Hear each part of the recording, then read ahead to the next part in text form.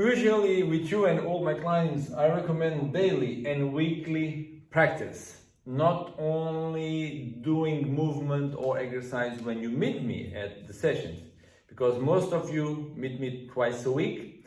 And if you meet me twice a week, that means we have 5 more days a week, okay? So we, like the same way we eat every day, a few times a day, the same thing we need with the body. The body was created to move, all right? So unfortunately, for reasons that I explained before, and I'm going to use the small Arlindo. Go to the first video that explains the reason of the principles. And the big Arlindo, remember the big Arlindo, the small Arlindo is always taking the power, except if we start to use here, you know, self-observation, self-consciousness. So when we are conscious and we are aware about our thoughts, so we stop giving the power to the smaller Arlindo, or we can call the ego, and the inner and strong Arlindo that is inside comes out. And this one, the one that makes the good decision. So it's very hard for most of you. I know it's very hard to do movements by yourself. It's very hard, and it's normal, all right?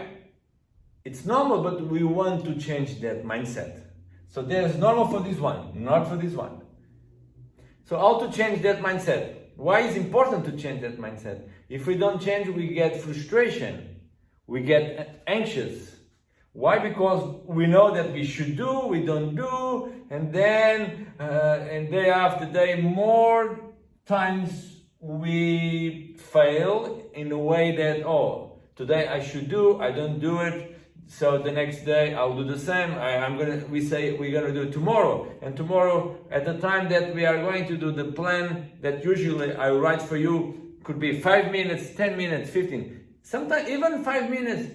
Most of you or some of you don't do it. Your mind is going to find excuses not to do. All right. So what we want is, if we give the power to this small a few times, saying, we start to procrastinate it, so delayed, and saying we are going to do next day. So this one, we're going to start to create, we're going to give the power, and there's one gets the power, and then it becomes a habit of not doing. And we want to cut that habit, because it's not healthy.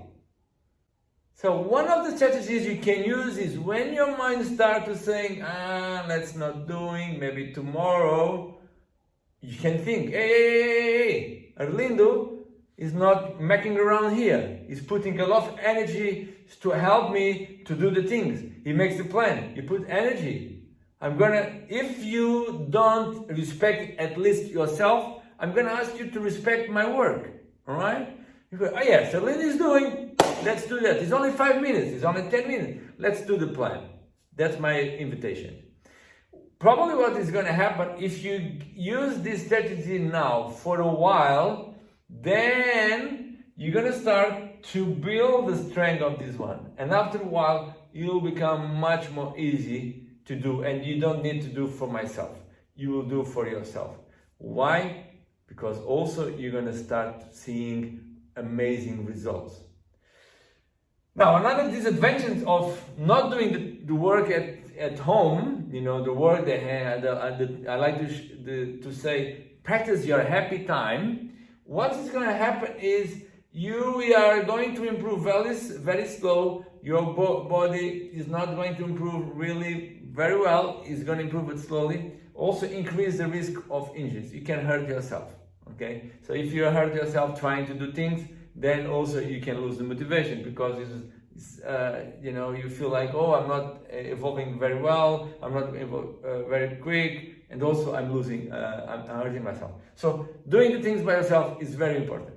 I hope this video also can inspire you. If it doesn't make sense, forget this. If you don't have problems to do things by yourself, this principle is not for you.